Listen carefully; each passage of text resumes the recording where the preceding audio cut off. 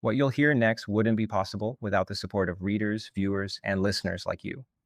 In organizations such as the Berlin Science Week, New York City Economic Development Corporation, Rita Allen Foundation, and the Civic Science Media Lab. Visit civicsciencemedia.org to learn more. Welcome to Consider This Next on CivicSciTV Radio. I'm your host, Kacie Luaders. Here on the show, we connect with diverse voices across the civic science landscape. Scholars, practitioners, and leaders shaping the intersections of science within our society. Our mission? To uncover lessons from their work and translate them into actionable insights. Like all programs from the Civic Science Media Lab, whether on video, radio, or digital print, Consider This Next is here to keep decision makers, from researchers and practitioners to local community members, informed, inspired, and equipped with the latest insights. Today, we're exploring the world of ADHD communication with Noelle Daoire, managing editor at Shimmer. Noelle brings a unique perspective as both a communication professional and someone with lived ADHD experience who discovered their own diagnosis through social media. In our conversation, we'll explore how ADHD information is being communicated across different platforms, from clinical settings to social media, and examine the gap between diagnostic criteria and the lived experiences of people with ADHD.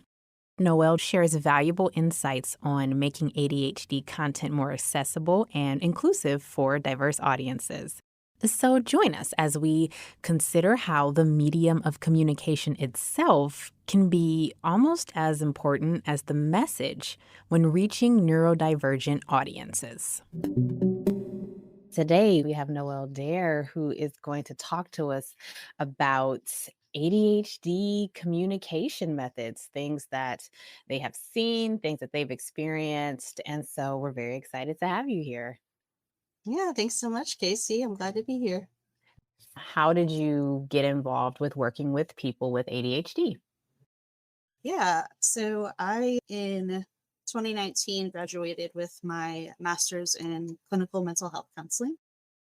And my original sort of specialty area was going to be OCD and anxiety related disorders, which I still absolutely love to work with and talk about. But my very last semester of grad school, I discovered that I had ADHD.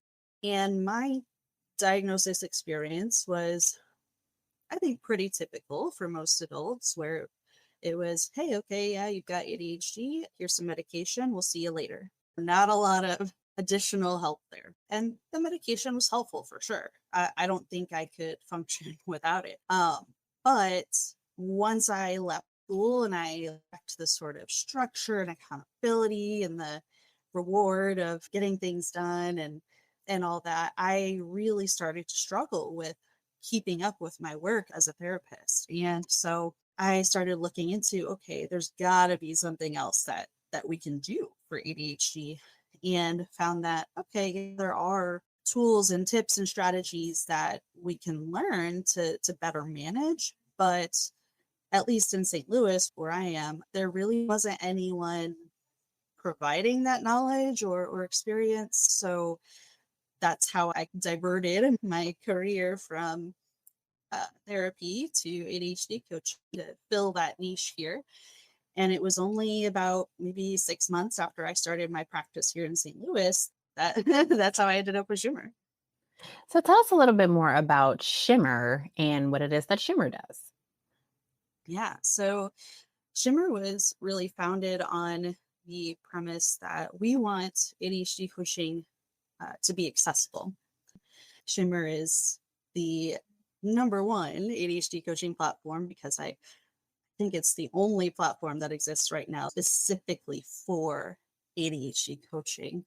We have tried really hard to make sure that the price is as affordable as possible for people. And that's always been my passion just with mental health services in general, is I want it to be more accessible for people. Well, on this program, we've talked to various science communicators, whether they're in academia, journalism, or the media, about the role of social media in their work. And for most, it's like, oh, it's this amazing tool. It allows me to reach audiences I never would have reached before. Forces me to tailor my content and my messaging to an audience in a way that they can understand it, not necessarily my peers at the academic conference. And in the past few years, on TikTok in particular, we've seen a lot of content around mental health, around ADHD, around topics that it's so great that they're becoming more commonplace. They're becoming things that people are able to talk about.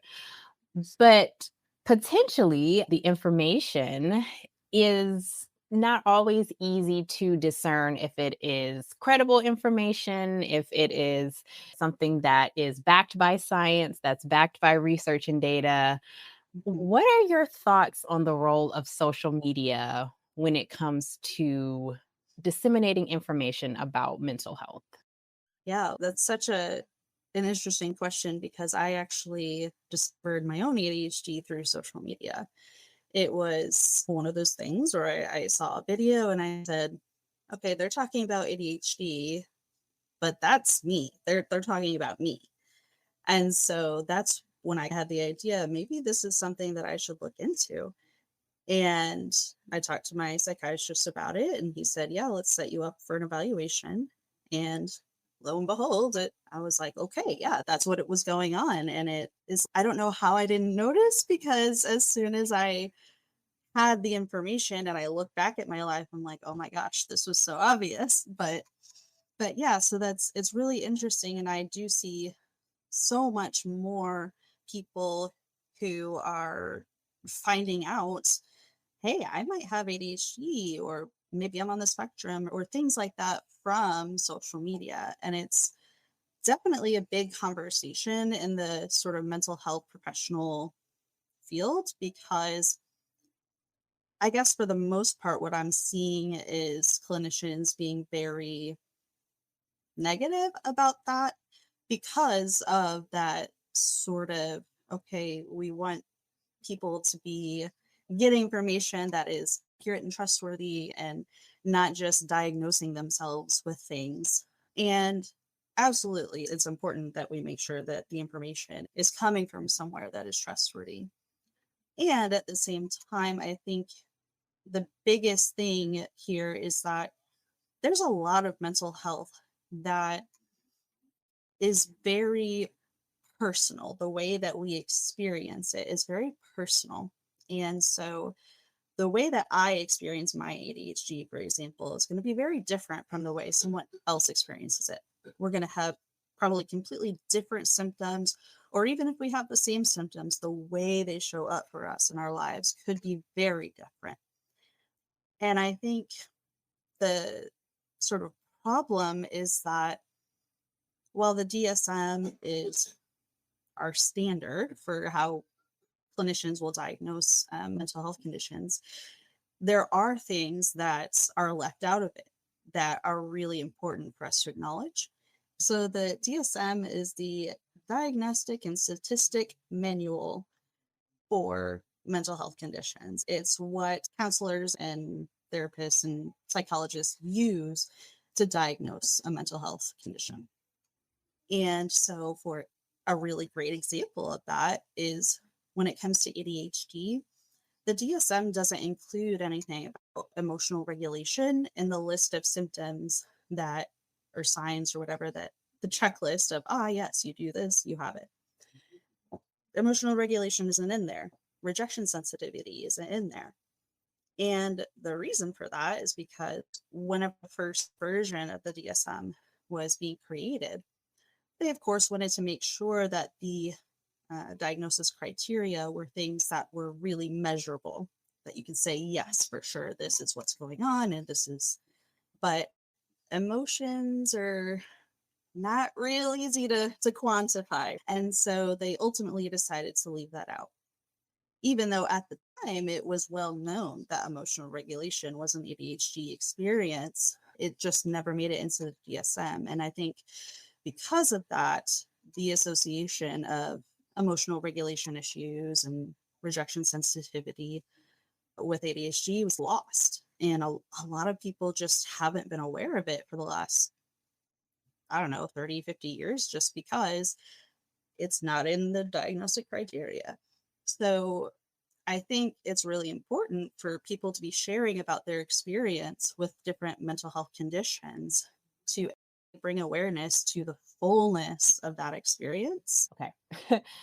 So you mentioned that emotional regulation and rejection sensitivity are things that aren't necessarily included in the DSM criteria for ADHD, despite being common experiences that people share. And so I am wondering, are you seeing a shift in how ADHD professionals are communicating about these aspects of their practice? And if so, how is this changing public understanding? Yeah, I think that there definitely has been more of a shift with ADHD professionals, but the people who I would say ADHD is like their main focus for sure are definitely more aware and communicating more and putting the information out there that this is a part of the ADHD experience, especially I think on the, I don't know how to qualify it, but the leading experts. Dr. Russell Barkley, for example, very well known ADHD researcher who he said that emotional self regulation should be considered a core part of ADHD and not just an additional symptom. Like it's a real core part of it. And so, like, on that end, the really very visible ADHD experts are talking a lot more about that, which is really encouraging for sure.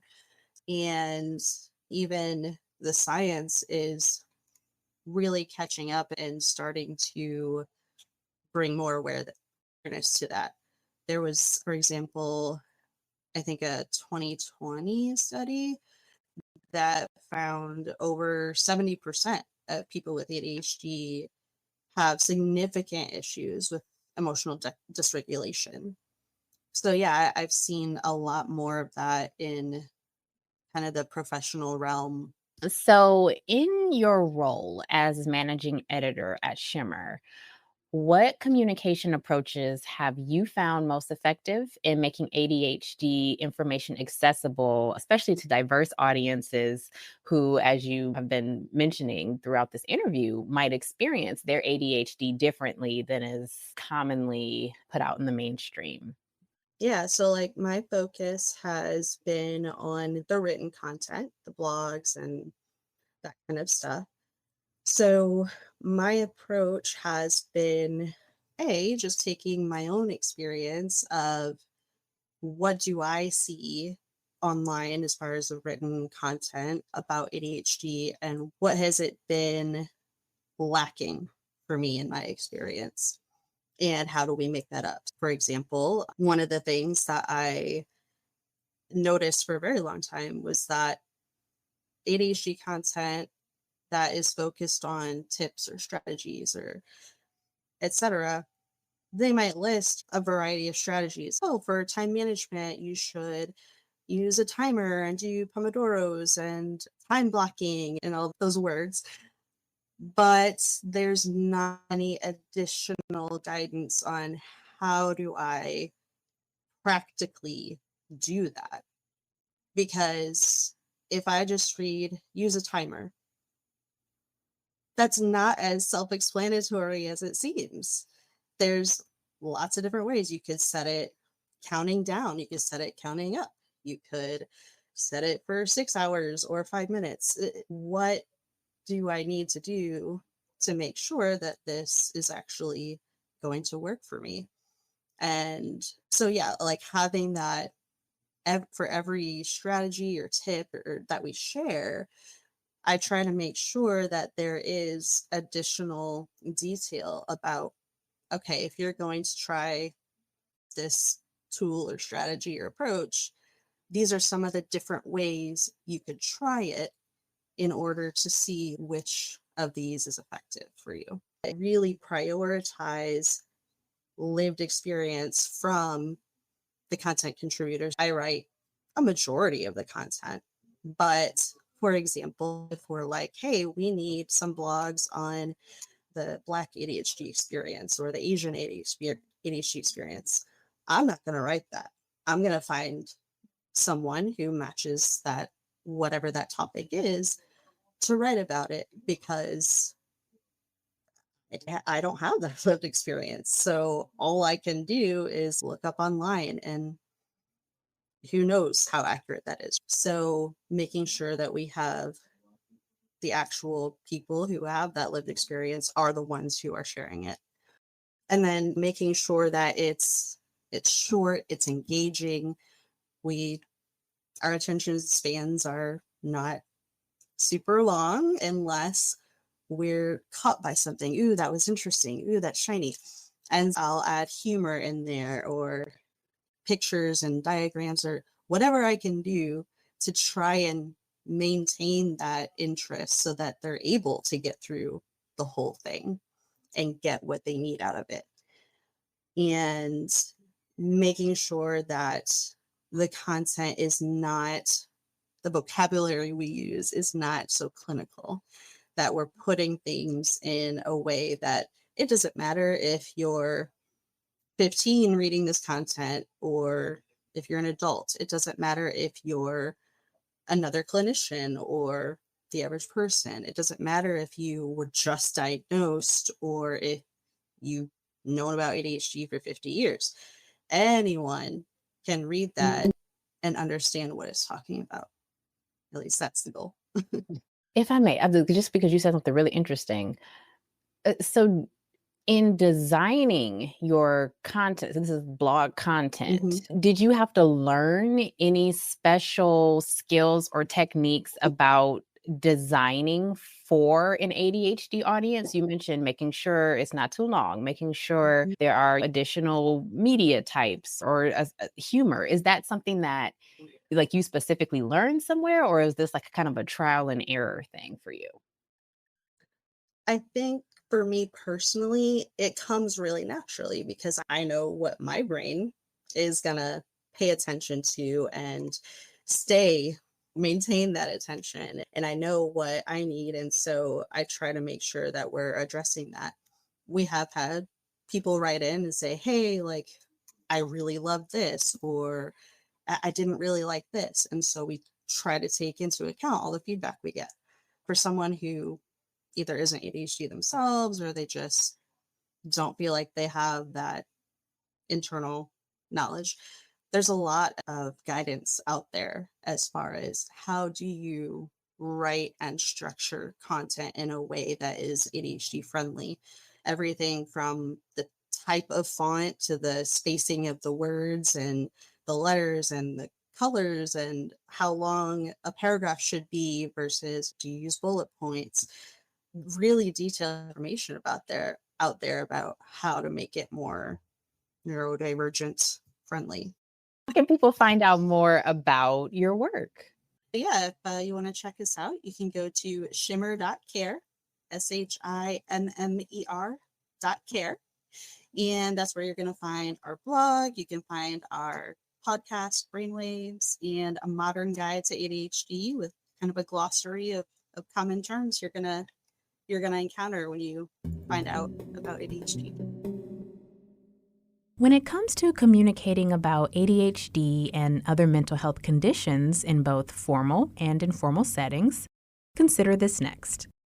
How might the medium through which you share information be as important as the content itself? The gap between social media's ADHD-friendly format and traditional clinical communications highlights an opportunity for science communicators to begin to bridge these worlds. How can we balance lived experience with clinical accuracy? As we've discussed, there is value in both personal narratives and evidence-based information, especially when addressing conditions that manifest differently across diverse populations. Are you providing practical implementation steps that acknowledge the challenges your audience might face? For ADHD content specifically, detailed guidance on how to follow advice can make the difference between information that's merely interesting and information that's truly useful. And finally, could your content be more accessible by intentionally designing for different cognitive styles?